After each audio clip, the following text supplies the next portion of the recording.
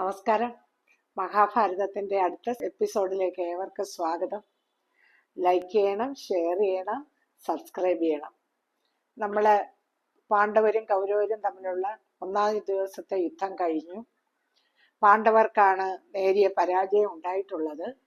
അവരിൽ പ്രമുഖരായ ഉത്തരന്റെ ജ്യേഷ്ഠൻ ശ്വേതൻ ഒക്കെ മരിച്ചു കഴിഞ്ഞു. ഇപ്പൊ രണ്ടാം ദിവസത്തെ യുദ്ധമായി. രണ്ടാം ദിവസം വളരെ നേരത്തെ തന്നെ കുരുക്ഷേത്രത്തിൽ ദൃഷ്ടദ്യുമ്നൻ പാണ്ഡവരെ കൊണ്ടുവന്ന് ക്രൗഞ്ച വ്യൂഹം ഉണ്ടാക്കി. ആ ക്രൗഞ്ച വ്യൂഹം എന്ന് പറഞ്ഞാൽ ഓരോ യുദ്ധത്തിനും ഓരോ വ്യൂഹങ്ങൾ നിർമ്മിക്കും. ആ വ്യൂഹങ്ങൾ ഭേദിച്ച് യുദ്ധം ചെയ്താണ് പരാജയപ്പെടുത്തുന്നത്. അപ്പൊ അങ്ങനെ ദൃഷ്ടദ്യുമ്നൻ ക്രൗഞ്ച വ്യൂഹം ഉണ്ടാക്കി. അപ്പൊ തലേ ദിവസത്തെ യുദ്ധത്തിൽ വിജയാഹ്ലാദഭരിതരായ ദുര്യോധനനും നേരത്തെ പോർക്കള കാണാനെത്തി. സുദൃഢമായ പുലർകാലത്തിൽ പാണ്ഡവരുടെ വ്യൂഹം കണ്ട് ആദ്യ ദിവസത്തെ നാശനഷ്ടങ്ങൾ അവർ കാര്യമായിട്ട് എടുത്തിട്ടില്ല എന്ന് മനസ്സിലാക്കി ദുര്യോധനൻ പരിഭ്രമിച്ച് വേഗം തന്റെ ശിബിരത്തിലേക്ക് തന്നെ മടങ്ങി. അപ്പൊ ആദ്യത്തെ ദിവസത്തെ യുദ്ധത്തിൽ പാണ്ഡവർക്ക് ചെറിയ പരാജയം ഉണ്ടായെങ്കിലും അവർ നിരാശരായില്ല. വർദ്ധിത വീര്യത്തോടു കൂടി അവർ വീണ്ടും യുദ്ധം ചെയ്യാൻ എത്തിയിരിക്കുന്നു എന്ന് ദുര്യോധനൻ മനസ്സിലാക്കി. ഭീഷ്മർ ജീവിച്ചിരിക്കുന്നിടത്തോളം ഞങ്ങൾക്ക് പരാജയം ഉണ്ടാകില്ല എന്ന് വിശ്വസിച്ച ദുര്യോധനൻ ഭീഷ്മരെ സംരക്ഷിക്കുന്നതിന് വിദഗ്ധരായ പോരാളികളെ ഭീഷ്മരുടെ ചുറ്റും ഉണ്ടായിരിക്കണമെന്ന് നിർദ്ദേശം നൽകുകയും ചെയ്തു. അവരും യുദ്ധത്തിന് തയ്യാറായി വ്യൂഹം ചമച്ച് പടക്കളത്തിലെത്തി. തലേ ദിവസത്തേക്കാൾ ഭയങ്കരമായ യുദ്ധം തുടങ്ങി. ഭീഷ്മരുടെ അസ്ത്രപ്രവാഹം ഏറ്റ പാണ്ഡവ വ്യൂഹം ഛിന്ന ഭിന്നമായി തുടങ്ങി. ഇത് കണ്ട അർജുനൻ തന്റെ തേരാളിയായ ശ്രീകൃഷ്ണനോട് പറഞ്ഞു, വാർഷ്ണേയ, ഇക്കണക്കിന് പോയാൽ ഭീഷ്മർ പാണ്ഡവരുടെ മുഴുവനും ഉന്മൂലനാശം ചെയ്യുന്നതിന് അധികം സമയം വേണ്ടിവരില്ല. ഭീഷ്മരെ കഴിയും വേഗം വധിക്കണം. ശരി, അതിന് തയ്യാറായിക്കൊള്ളൂ എന്ന് പറഞ്ഞുകൊണ്ട് ശ്രീകൃഷ്ണൻ വാനര ചിഹ്നമുള്ള കൊടി പറക്കുന്ന അർജുനന്റെ രഥം മിന്നൽ വേഗത്തിൽ ഭീഷ്മരഥത്തിന്റെ അടുക്കലേക്ക് പായിച്ചു. ഇത് കണ്ട കൗരവ സൈന്യം അർജുനനെ തടയാൻ ശ്രമിച്ചെങ്കിലും നടന്നില്ല.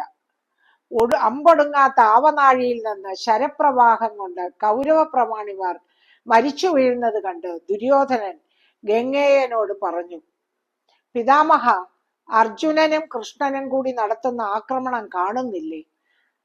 അങ്ങും ദ്രോണാചാര്യരും ജീവിച്ചിരിക്കുമ്പോൾ തന്നെ കൗരവ സൈന്യത്തെ അവർ കൊന്നൊടുക്കുമെന്ന് തോന്നുന്നു. അർജുനന് എതിരിടാൻ കഴിവുള്ള കർണൻ അങ്ങ് കാരണം ആയുധം താഴെ വെച്ചിരിക്കുന്നു. ഇത് കേട്ട ഭീഷ്മർ വീണ്ടും വർദ്ധിത വീര്യത്തോടെ അർജുനനോട് ഏറ്റുമുട്ടി. അർജുനൻ ഭീഷ്മരെ അസ്ത്രങ്ങൾ കൊണ്ട് മൂടി. എന്നിട്ടും കോപാകുലനായ ഭീഷ്മർ കൃഷ്ണന്റെ നേർക്ക് അമ്പെയ്ത് ശരീരത്തിൽ മുറിവുകൾ ഉണ്ടാക്കി.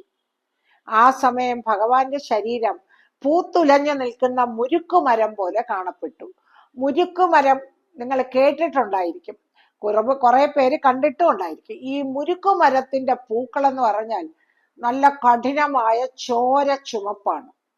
അപ്പൊ ചില സമയം ഈ മുരുക്കുകൾ പൂക്കും.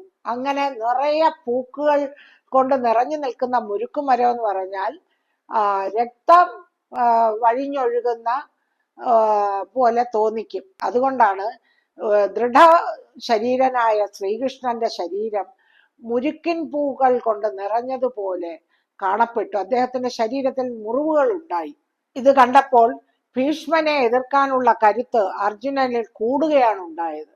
ഭീഷ്മന്റെ സൂതനെ എയ്തു വീഴ്ത്തി. വളരെ നേരം യുദ്ധം ചെയ്തിട്ടും ആർക്കും ജയാപരാജയങ്ങൾ ഉണ്ടായില്ല. ഈ സമയം മറ്റൊരിടത്ത് ദ്രോണരും ദൃഷ്ടദ്യുമ്നനും തമ്മിൽ വലിയ യുദ്ധം നടന്നുകൊണ്ടിരുന്നു.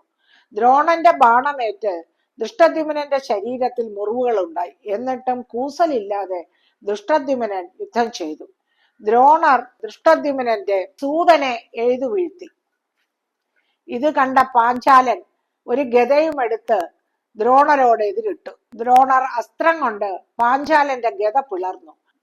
ഉടൻ തന്നെ വാളുമെടുത്ത് ദൃഷ്ടദ്യുമ്നൻ ദ്രോണരോട് അടുത്തു.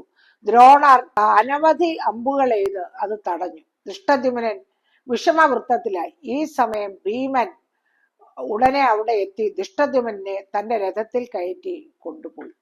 അപ്പോ യുദ്ധം കൊടുമ്പിരിക്കൊണ്ടിരിക്കുകയാണ്. ഈ സമയം ദുര്യോധനൻ കലിംഗ രാജാവിനോട് പാണ്ഡവരെ എതിർക്കാൻ പറഞ്ഞു. തന്റെ എല്ലാവിധ സൈന്യ സന്നാഹങ്ങളോടും കൂടി കലിംഗ രാജാവ് ഭീമസേനോട് ഏറ്റുമുട്ടി. ഭീമൻ കലിംഗരെ കൂട്ടത്തോടെ നശിപ്പിക്കാൻ തുടങ്ങി. ഇന്ദ്രദേവൻ എന്ന രാജകുമാരനെയും അവനോടൊപ്പം വന്ന സൈന്യത്തെയും കൊന്നൊടുക്കി. കലിംഗ രാജാവിന്റെ പുത്രനായ ഇന്ദ്രദേവൻ എന്ന് പറയുന്ന കുമാരനെയും അവനോടൊപ്പം വന്ന സൈന്യത്തെയും ഭീമൻ കൊന്നൊടുക്കി. കലിംഗ രാജാവ് ഭീമന്റെ ശരപ്രവാഹത്തിൽ വീർപ്പുമുട്ടി. ആ സമയം അർജുനനെ എതിർത്തിരുന്ന ഭീഷ്മർ കലിംഗനെ സഹായിക്കാൻ എത്തി. ഭീമന്റെ തേര് ഛിന്ന ഭിന്നമാക്കി. അപ്പോൾ രഥം ഉപേക്ഷിച്ച് ഭീമൻ ആനപ്പുറത്ത് കയറി. എതിരാളികൾ ആനയെ കൊന്നു വീഴ്ത്തി. ആനപ്പുറത്തു നിന്ന് ചാടിയ ഭീമൻ ഗദയുമായി ശത്രു സൈന്യത്തെ അനായാസമായി തല്ലി കൊന്നു തുടങ്ങി. അക്കൂട്ടത്തിൽ കലിംഗ രാജാവിനെയും കൊന്നു. രാജാവ് മരിച്ചപ്പോൾ ശേഷിച്ച സൈന്യങ്ങൾ പരിഭ്രാന്തരായി. 4 വഴിയിലൂടെ അവർ പാഞ്ഞു.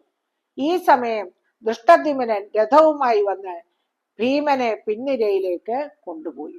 കലിംഗ രാജാവിനെ കൊല്ലുകയും കലിംഗ സേനയെ മിക്കവാറും കൊന്നൊടുക്കുകയും ചെയ്തതിൽ പാണ്ഡവ നേതാക്കൾ ഭീമനെ ആമോദത്തോടെ വാഴ്ത്തി. ഭീമന്റെ വിജയത്തിൽ ആഹ്ലാദിച്ചിരുന്നവർ അഭിമന്യുവും അശ്വത്ഥാമാവും തമ്മിലുള്ള പോരാട്ടം കാര്യമായിട്ടെടുത്തില്ല. ആ വലിയ പോരാട്ടത്തിൽ അഭിമന്യു ക്ഷീണിതനാകുന്നത് കണ്ട് അർജുനൻ മകനെ പിന്നിലേക്ക് നീക്കിയിട്ട് അശ്വത്ഥാമാവുമായി ഘോരമായ യുദ്ധം നടത്തി. പരാജിതനായ അശ്വത്ഥാമാവ് പരാജയം സമ്മതിച്ച് പിന്മാറി. അർജുനന്റെ വീരപരാക്രമം അവസാനിപ്പിക്കണമെന്ന് വിചാരിച്ച് ഭീഷ്മർ അർജുനന്റെ അടുത്തെത്തി. സംഹാരത്തിനെ പോലെ നിന്ന അർജുനൻ ഭീഷ്മരുടെ സൂതനെ എഴുതി വീഴ്ത്തി. കുതിരകൾ 4 പാടും ചിഹ്നച്ചിതറി. യുദ്ധഭൂമിയിൽ ബാക്കിയുണ്ടായിരുന്ന സൈന്യത്തെ അർജുനൻ കൊന്നു വീഴ്ത്തി. അപ്പോഴേക്കും സൂര്യൻ അസ്തമിക്കാൻ തുടങ്ങി. അന്നത്തെ യുദ്ധം അവസാനിക്കാറായി. ആ യുദ്ധത്തിൽ കലിംഗനും പുത്രനും മരിക്കുകയും കൗരവർ വമ്പിച്ച നാശനഷ്ടത്തിലാവുകയും ചെയ്തതിനാൽ ആ രാത്രി അവരുടെ ശിബിരത്തിൽ ആഹ്ലാദ പ്രകടനം ഉണ്ടായില്ല. 2ാം ദിവസത്തെ യുദ്ധത്തിൽ കൗരവർക്ക് ഭയങ്കരമായ നാശനഷ്ടങ്ങൾ ഉണ്ടാക്കിയ ഭീമനെയും അർജുനനെയും എല്ലാവരും ശ്ലാഘിച്ചു. യുദ്ധം 3ാം ദിവസമായി. 3ാം ദിവസം ഭീഷ്മർ ഗരുഡവ്യൂഹം ചമച്ചു. ഗരുഡവ്യൂഹത്തിൽ സൈന്യങ്ങൾ നിൽക്കുന്നത് കണ്ടാൽ ഗരുഡൻ നിലത്ത് അമർന്നിരിക്കുന്നത് പോലെ തോന്നും. ആ ഗരുഡന്റെ കൊക്കിൽ ഭീഷ്മർ തന്നെ സ്ഥാനം ഉറപ്പിച്ചു. ദ്രോണരും കൃതവർമാവും 2 കണ്ണിലും നിന്നു. അശ്വത്ഥാമാവും കൃപനും മൂർധാവില്. ശല്യർ, ഭഗദത്തൻ, ജയദ്രഥൻ തുടങ്ങിയവർ കഴുത്തിന്റെ ഭാഗത്ത്. ദുര്യോധനൻ സഹോദരന്മാരും കൂടി ഗരുഡന്റെ പുറത്തും. അവന്ത്യൻ, കാംബോജൻ തുടങ്ങിയവർ ഗരുഡന്റെ വാലായും നിലയുറപ്പിച്ചു. ഭീഷ്മരുടെ വ്യൂഹം കണ്ടപ്പോൾ അതിനെ നേരിടത്തക്ക വിധത്തിൽ അർദ്ധചന്ദ്രാകൃതിയിലുള്ള വ്യൂഹമാണ് ദൃഷ്ടദ്യുമ്നൻ ചമച്ചത്. അതിന്റെ ഒരു കൊമ്പിൽ ഭീമനും മറുഭാഗത്ത് അർജുനനും. സാത്യകി, അഭിമന്യു, വീരാടൻ, ദ്രുപദർ തുടങ്ങിയവർ ഓരോ ഭാഗത്തായി നിലയുറപ്പിച്ചു. പിന്നെ താമസിക്കാതെ യുദ്ധം തുടങ്ങി. ഒരു സങ്കല യുദ്ധം തന്നെയായിരുന്നു. തലേ ദിവസത്തേതിലും കൂടുതൽ ഗൗരവമായി യുദ്ധം തുടങ്ങി. ഭീഷ്മർ, ദ്രോണർ, ജയദ്രഥൻ, ശകുനി, ശല്യർ തുടങ്ങിയവർ പാണ്ഡവ വ്യൂഹത്തെ ആക്രമിച്ച് അവരുടെ ചില ഭാഗങ്ങൾ പിളർന്നു. ഭീമനും ഘടോൽക്കജനും ചേകിതാനനും സാത്യകിയും പാഞ്ചാലി പുത്രന്മാരും ചേർന്ന് കൗരവ വ്യൂഹമായ ഗരുഡനെയും പിളർന്നു. തത്സമയം ദുര്യോധനൻ ഘടോൽക്കജനോട് ഏറ്റുമുട്ടി. അച്ഛനായ ഭീമനേക്കാൾ ഭയങ്കരനായിരുന്നു ഘടോൽക്കജൻ. കിടുംബി എന്ന് പറയുന്ന രാക്ഷസിയിലുണ്ടായ മകനാണ് ഘടോൽക്കജൻ.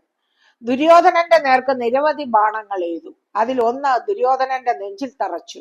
ദുര്യോധനൻ മോഹാലസ്യത്തോടെ തേർത്തട്ടത്തിൽ ഇരുന്നു പോയി. ഉടനെ അവന്റെ സാരഥി രഥം പിന്നിലേക്ക് ഓടിച്ചു. ഇത് കണ്ട കൗരവ സൈന്യം പിന്തിരിഞ്ഞോടി. ഈ സമയത്ത് സ്വാത്യകി, അഭിമന്യുവും കൂടി ശകുനിയോട് പോരാടി. അവനെ മുട്ടുകുത്തിച്ചു. ശകുനി പിൻവാങ്ങി. മധ്യാഹ്നമായപ്പോഴേക്കും കൗരവ സൈന്യത്തിന് വലിയ നാശനഷ്ടങ്ങൾ സംഭവിച്ചു കഴിഞ്ഞു. 3ാം ദിവസത്തെ യുദ്ധമാണ്. മോഹാലസ്യത്തിൽ നിന്ന് ഉണർന്ന ദുര്യോധനൻ യുദ്ധത്തിൽ തങ്ങൾക്കുണ്ടായ പരാജയത്തിൽ ദുഃഖിതനായി പിതാമഹനോട് പറഞ്ഞു, അല്ലയോ പിതാമഹ, അങ്ങും ദ്രോണാചാര്യരും കൃപാചാര്യരും സൈന്യത്തിന്റെ നേതൃത്വത്തിൽ ഉണ്ടായിട്ട് നമ്മുടെ സൈന്യം പരാജയപ്പെട്ട് പലായനം ചെയ്യുന്നത് അങ്ങ് കാണുന്നില്ലേ? അവർ നമ്മുടെ സൈന്യത്തെ കൊല്ലുന്നത് കണ്ടിട്ടും അങ്ങ് എന്താണ് മിണ്ടാതെ നിന്നത്? പാണ്ഡവരോട് അങ്ങയ്ക്കുള്ള താല്പര്യം കൊണ്ടാണ്. ഇതാണ് ഭഗവാന്റെ ഉദ്ദേശമെങ്കിൽ യുദ്ധം തുടങ്ങുന്നതിന് മുമ്പ് പറയാമായിരുന്നു. ഞാൻ കർണനുമായി ആലോചിച്ച് വേണ്ടത് ചെയ്യുമായിരുന്നു. നിങ്ങൾക്ക് ഞാൻ പരിത്യാജനയില്ലെങ്കിൽ നിങ്ങൾ പോരിൽ തക്കതായ വിക്രമത്തോടെ പോരാടുകയാണ് വേണ്ടത്. ഇത് കേട്ട് ഭീഷ്മർ ആദ്യം ചിരിച്ചു. പെട്ടെന്ന് അദ്ദേഹത്തിന്റെ മുഖത്ത് ഗാംഭീര്യം വന്നു. അദ്ദേഹം പറഞ്ഞു, ദുര്യോധന, ഞാൻ നിന്നോട് പല പ്രാവശ്യം പറഞ്ഞിട്ടുള്ളതാണ്, പാണ്ഡവരെ ജയിക്കാൻ അസാധ്യമാണ്. വൃദ്ധനായ ഞാൻ കഴിയും വിധം പോരാടുന്നുണ്ട്, എന്നിട്ടും നിനക്ക് തൃപ്തിയാകുന്നില്ല. ഇന്നിതാ ഞാൻ ജീവൻ വെടിഞ്ഞും പാണ്ഡവരോട് ഏറ്റുമുട്ടാൻ പോകുന്നു. എന്റെ യത്നം നീ കണ്ടുകൊള്ളുക. ഭയങ്കരമായി യുദ്ധം ചെയ്യാൻ പോകുന്നുവെന്ന് ഭീഷ്മർ പറഞ്ഞപ്പോൾ ദുര്യോധനൻ സന്തോഷാധിക്യത്താൽ ശംഖു വിളിച്ചു. പശ്ചിമദിക്കിലേക്ക് പ്രയാണം നടത്തിക്കൊണ്ടു നിന്ന പകലോൻ ഈ കോലാഹലം കേട്ട് തിരിഞ്ഞു നിന്നു. പ്രകാശമാനമായ പടക്കളം വീണ്ടും പോരിന് തയ്യാറായി. അതായത് സൂര്യൻ പടിഞ്ഞാറേ ദിക്കിനെ ലക്ഷ്യമാക്കി പോകാൻ തുടങ്ങിയ ആളാണ്. വീണ്ടും യുദ്ധം തുടങ്ങുന്നു എന്ന് കണ്ടപ്പോൾ അദ്ദേഹം തിരിഞ്ഞു നിന്നു. ഭീഷ്മർ പോർക്കളം നിറഞ്ഞു നിന്ന് പോരാടി. ആരാലും അദ്ദേഹത്തെ പ്രതിരോധിക്കാൻ കഴിഞ്ഞില്ല. മുത്തച്ഛന്റെ യുദ്ധപാടവം കണ്ട അർജുനൻ മന്ദഗതിയിലായി. അർജുനൻ എല്ലാം മന്ദഗതിയിലായി. ഇത് കണ്ട് ശ്രീകൃഷ്ണൻ അർജുനോട് ചോദിച്ചു, എന്താണ് അർജുന നീ നിർവീര്യനായി നിൽക്കുന്നത്? അപ്പോൾ അർജുനൻ പറഞ്ഞു, ശരി, ഭീഷ്മരുടെ അടുത്തേക്ക് തേർതെളിക്കൂ.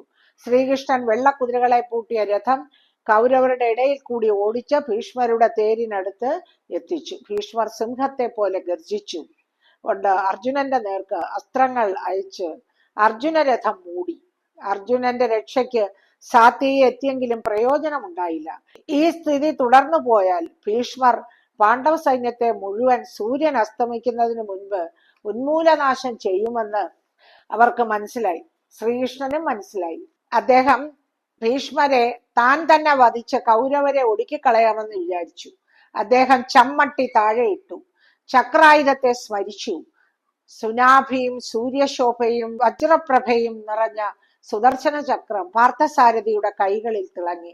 കടിഞ്ഞാൺ വിട്ടിട്ട് തേരിൽ നിന്ന് ഭൂമി കുലുങ്ങുമാറ് താഴേക്ക് ചാടി.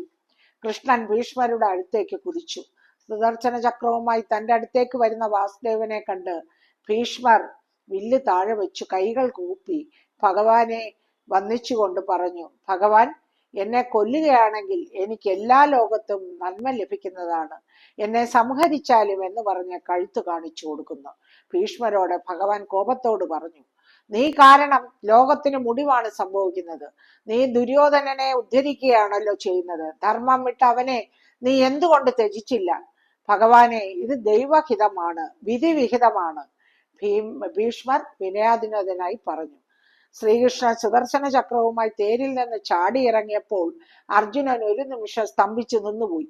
എങ്കിലും പെട്ടെന്ന് അവനും തേരിൽ നിന്ന് ചാടിയിറങ്ങി ശ്രീകൃഷ്ണന്റെ പിന്നാലെ ഓടിച്ചെന്ന് എന്നിട്ട് പറഞ്ഞു, ഭഗവാനെ, കോപമടക്കിയാലും ആയുധം എടുക്കുകയോ യുദ്ധം ചെയ്യുകയോ ഇല്ലെന്ന് പറഞ്ഞ് അങ്ങ് ആ പ്രതിജ്ഞ പാലിച്ചാലും ഈ കൗരവരുടെയും അവരുടെ പക്ഷപാതികളെയും മുഴുവൻ ഞാൻ കൊന്നൊടുക്കിക്കൊള്ളാം. അതിന് എന്നെ അനുവദിച്ചാലും എൻ്റെ മക്കളാണ്, എൻ്റെ സഹോദരങ്ങളാണ്, ഇത് സത്യം. ഭഗവാൻ ശാന്തനായി. അദ്ദേഹം അർജുനനോടൊപ്പം തിരികെ വന്ന് രഥത്തിൽ കയറി. സുദർശന ചക്ര അപ്രത്യക്ഷമായി. അതിന്റെ സ്ഥാനത്ത് ചമ്മട്ടി കാണായി. വീണ്ടും കടിഞ്ഞാൻ കയ്യിൽ പിടിച്ചു. പാഞ്ചജന്യമെടുത്ത് ഊതി. അർജുനൻ ഗാന്ധീവം കയ്യിലെടുത്ത് ഞാണൊലി പുറപ്പെടുവിച്ചു. തെളിഞ്ഞു മിന്നുന്ന ശരങ്ങൾ പാർത്ഥൻ ചൊരിയാൻ തുടങ്ങി. അതെല്ലായിടത്തും ചിന്നിപ്പരന്നു. ഭീഷ്മർ, ഭൂരിശ്രവസ്, ദുര്യോധനൻ തുടങ്ങിയവർ ഒറ്റയായും കൂട്ടായി അർജുനെ എതിർത്തെങ്കിലും അർജുനൻ അജയ്യനായി പോരാടി. ഈ സമയം ആദിത്യൻ അസ്തമിക്കാൻ തുടങ്ങി. അതോടുകൂടി ഈ 3-ാം ദിവസത്തെ യുദ്ധം അവസാനിപ്പിച്ചു. അടുത്ത എപ്പിസോഡിൽ 4-ാം ദിവസത്തെ യുദ്ധമാണ്. അത് അടുത്ത ദിവസം. എല്ലാവരും സബ്സ്ക്രൈബ് ചെയ്യണം, ഷെയർ ചെയ്യണം, ലൈക്ക് ചെയ്യണം. നമസ്കാരം.